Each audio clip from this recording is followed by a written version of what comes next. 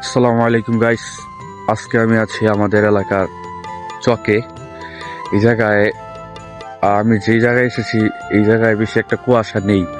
এখন শীতের সময়, ভাবলাম সকালে ঘুম থেকে উঠেছি একটু চক থেকে হেঁটে আসি।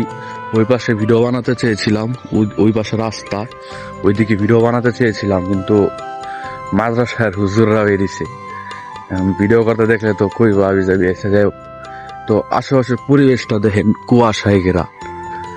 অবশ্য আমার এই ক্যামেরা বা মোবাইলে বোঝা যাইতেছে না, কারণ বেশি একটা দামি না। আমি আমার হাইটা যাইতেছি এই রাস্তা দিয়া, বুঝেন। যদি দামি ক্যামেরা হইতো তাহলে কুয়াশাটারে ক্যাচ করতো। আশেপাশে কিন্তু অনেক কুয়াশা। আবার আইসে এরকম ভাবে, আমরা তাড়াহুড়া বেড়ে গেছি গা, শীতের জামা টামা করতে নেই।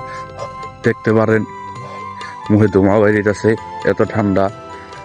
সকাল সকাল যদি উঠে তাহলে আপনার এলাকার কোনো কিছুতে যাইয়া বুঝছেন কি করেন দেন না। পরিবেশটা কত সুন্দর লাগতেছে। এই অক্সিজেনটা বা এই বাতাসটা যে নিবেন এইটাই তো উপকার। আর কি চান? সকালে হাঁটবেন, সুস্থ থাকবেন। তো বর্তমানে যে শীতের সবজি টবজি আমাকে জায়গায় তেমন কিছু লাগাই নাই। তো বর্তমানে আছে এই গাজর। শীতকালে গাজর অনেক ফেমাস, পুরা খেত জোড়া গাজর। পুরা চারপাশে সব জায়গায় এখন গাজর বুনবো। খালি এই যে এই জায়গায় একটু আলাদা জিনিস দেখতে পারতাছি। সামনে যাই, সামনে গেলে দেখতে পারবো এই যে এই জায়গাটা। ও পালন শাক। এই যে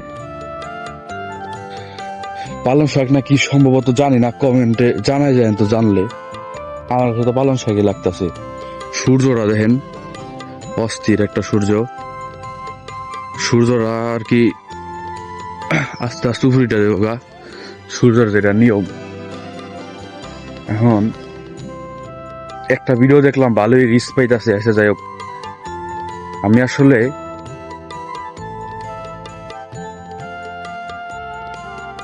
ভিতরে যাওয়া ঠিক হইব না, ইন্দেই ঠিক আছে। ওই যে সামনে আপনাকে একটু জুম করে দেখাই, এনে তো কিছুই না। ওই দেখেন কুয়াশা গারে কয়, মনে হয় মেঘ। দেখেন একবার মেঘ মেঘ লাগতেছে।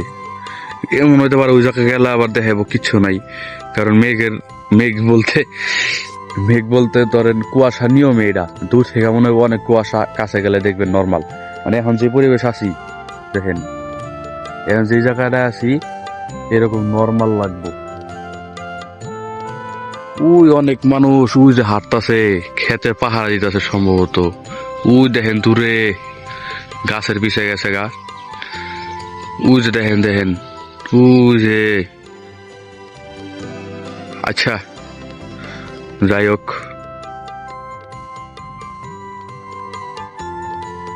তো ভিডিও বেশি বড় করলাম না, এই পর্যন্তই থাক। বড় করলে আপনারা আবার দেখেন না। আজকের জন্য এই পর্যন্তই। আল্লাহ হাফেজ। আর আপনারা সকালে এরকম পরিবেশে, মানে যদি ঘুমটা একটু ভাঙা জায়গা, ফজরের সময় যদি উঠেন নামাজটা পড়ে নিবেন। আর যদি ওই সময় না পান, দেখেন হালকা সূর্য উঠে গেছে, তাহলে তো আর সময় নেই, বুঝে নিত।